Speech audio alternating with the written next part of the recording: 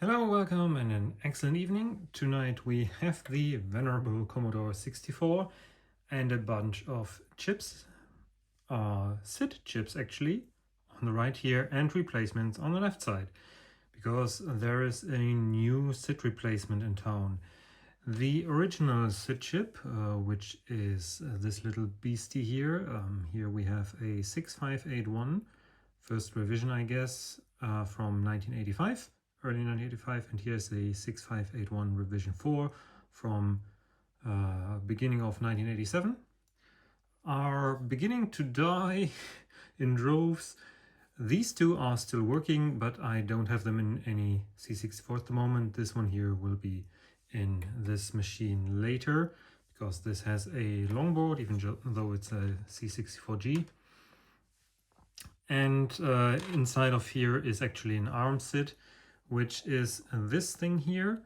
Let's take up the light a little bit, by Nobomi. It is based on an ARM STM, I think. Let's see if we can make this out. You can probably see, let me zoom down a little bit more and try to focus on this part. It's very hard to see. It's an STM32F in rather compact packaging, let's say, but very elegant because it's on the underside and there's a socket soldered to the PCB so that you don't destroy the components when putting it into the socket of the C64 or levering it out with a tool, something like that. And last we have this beast here, which is the new one, the new kid in town. It is called the Kung Fu SID, and it is also an STM32F, I think, very similar to the ARM SID. The software, the firmware that's running on there is slightly different. It's based both on the Kung Fu flash cartridge in parts, because I think that's also running the same microcontroller, and on the RESID sound engine. The difference here is this is all open source, the whole project. Actually, I bought 5 of these. 2 are still here in my possession, and one is in a C64 I repaired for someone else and it's off to its new home, and 2 I gave to other people from the forums. So I have 2 left, and they are actually rather cheap, around 12 euros with all components and everything installed by the factory. The only thing that I had to do is put in the pin headers, which are these nice round machined ones, because they are thinner than the regular rectangular pin headers. I'm trying to look if I have some here. No, because those usually destroy the sockets. The Kung Fu SID is still in very early development. The RESID engine is quite stable and advanced, let's say, but the pedal inputs, for example, don't work yet, so you don't have analog inputs. The ARM SID has those analog inputs. Pedals are used for the for analog games where you have like a twisty, knobby thing where you can control, for example, a pedal in Arkanoid or something. And also for the GOS mouse, you need those inputs. If you can live without that, the Kung Fu SID might be something for you. And it is supposed to gain that support. The hardware support is here, but the software side is not yet done. And this one has still a couple of other slight disadvantages. So we'll make a shootout. We will listen to a couple of demos, both on the, or not both, but on the 6581R4 in this machine, the ARM SID in this machine, and the Kung Fu SID in this machine, and as a comparison also a shortboard C64 with an 8580, the new SID, so to speak, because most of the new demos are written for the 8580 actually. And then we'll compare, switch between those and have a listen. As I said, you can order this from JLC PCB or some other manufacturer for roughly 11-12 euros if you buy 5. If you buy more, it gets cheaper due to shipping, etc. and also rebates for the components. But yeah, it's one of the cheapest ways to get a relatively decent SID replacement. I think the ARM SID rocks pretty much. There's also the SID Pico, which I don't have, which is supposed to be very good, and also rather cheap. What I like about the ARM SID is the way it looks. It's very elegant. You can't even see that there's components on the underside, so it looks very neat.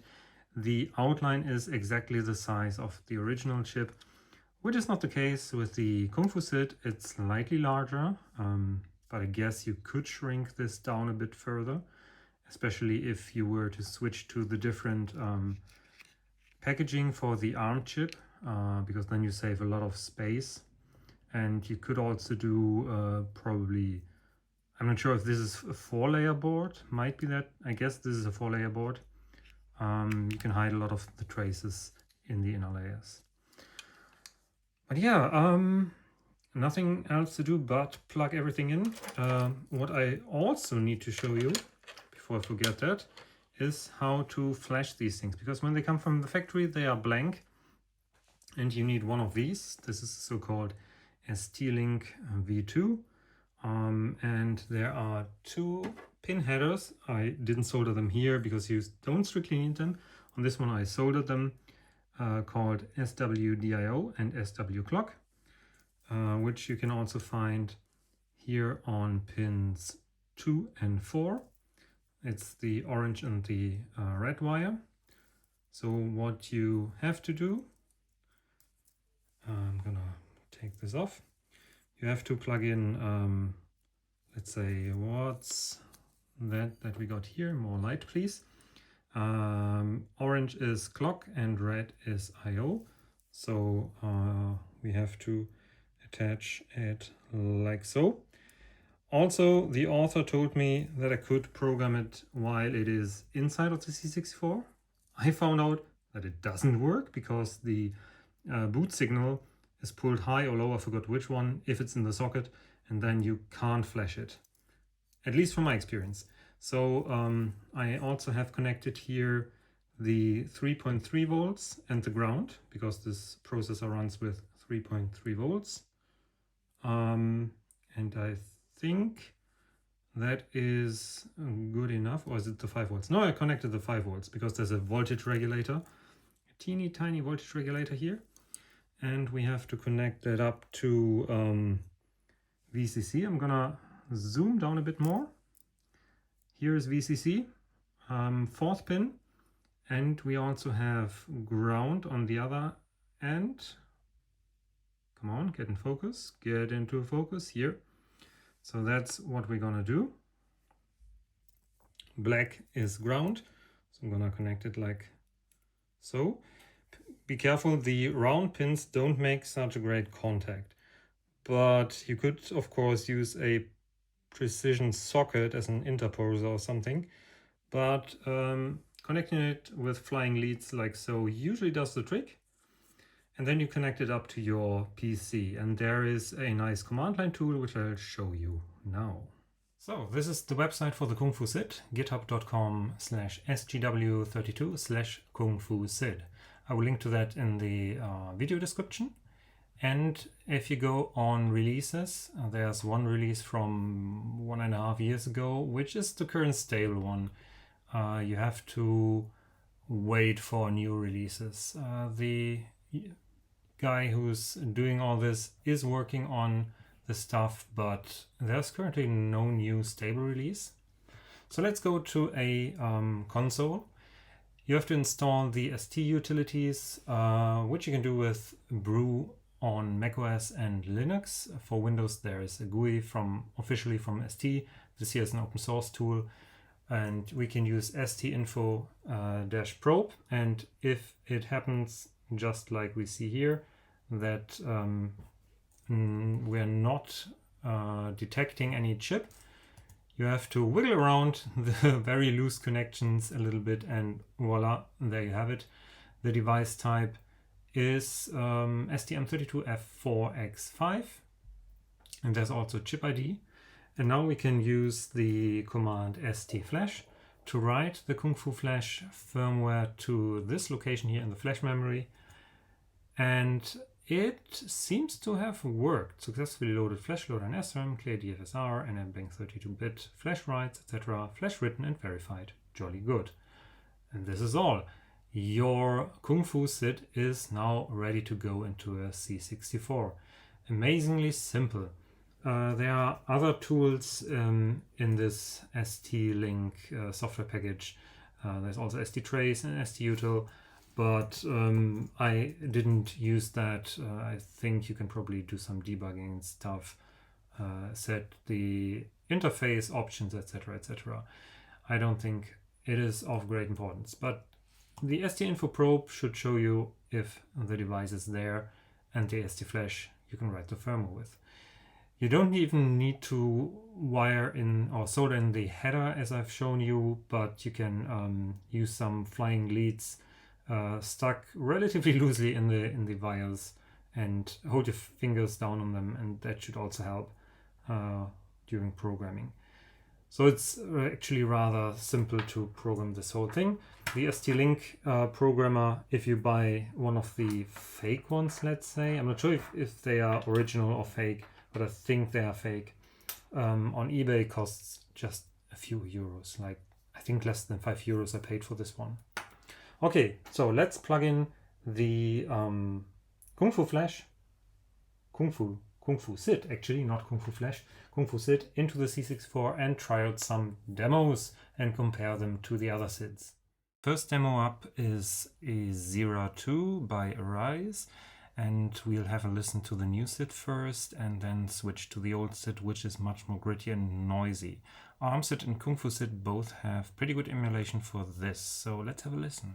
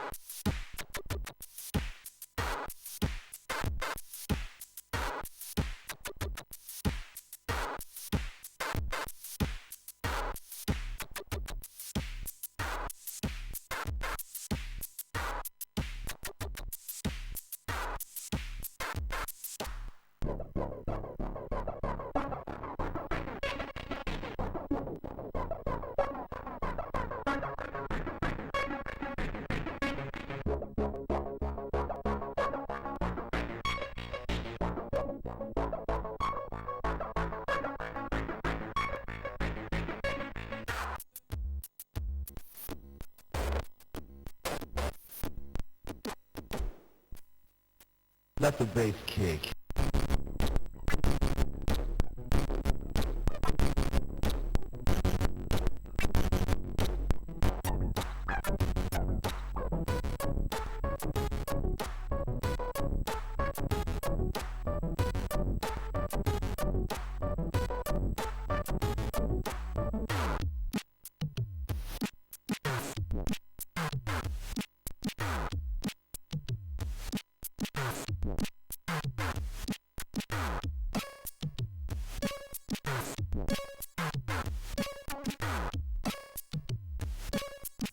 Now we are listening to No Bounds by Genesis Project, and here as well the emulations are pretty decent. Yeah, and we'll start off with the new SID, then old SID, ARM SID and Kung Fu SID.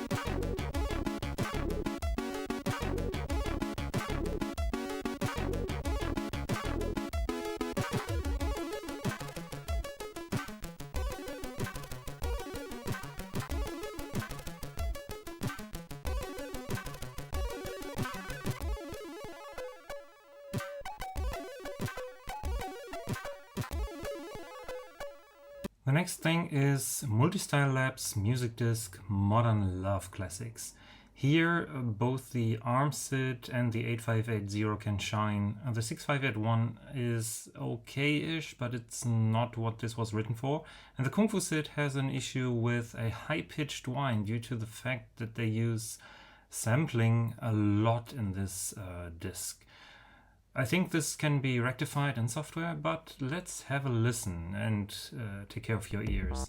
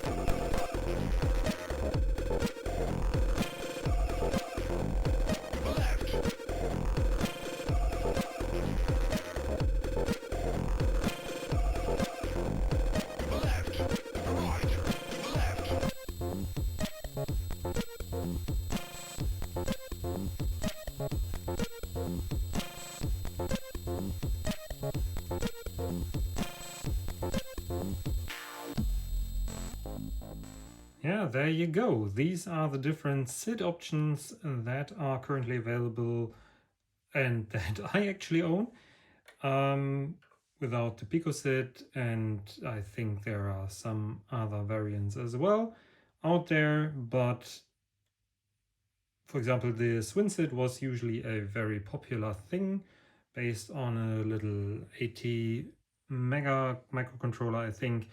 But the quality of that is actually much worse than the one that the Kung Fu SID right now gives us.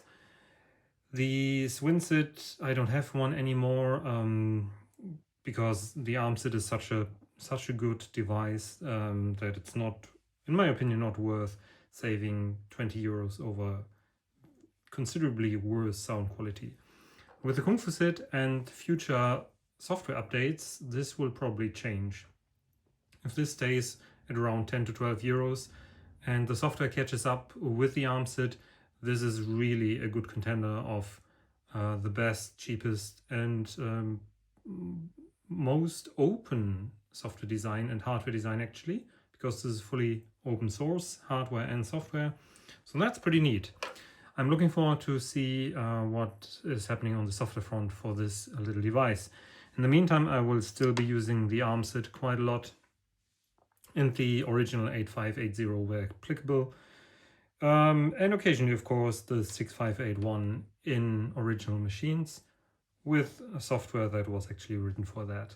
But you can't expect everyone to have one of these because they're getting rarer, they're dying, because they're pretty fragile chips actually. Yeah, so there you have it. I hope you liked this video. Please leave a comment. What's your favorite SID chip? What SID replacement are you using? What are you looking for in a SID replacement? And other than that, share, like, and subscribe, the usual stuff. Also follow me on Mastodon, chaos.social @root42. Link is down in the video description. There you can also chat with me. Join the Patreon if you want. Most videos, almost all videos, are released a couple days early for patrons. And here and there I do exclusive videos for patrons as well. Not quite that often, but sometimes. But that's it. See you in the next video, and thanks a lot. Bye.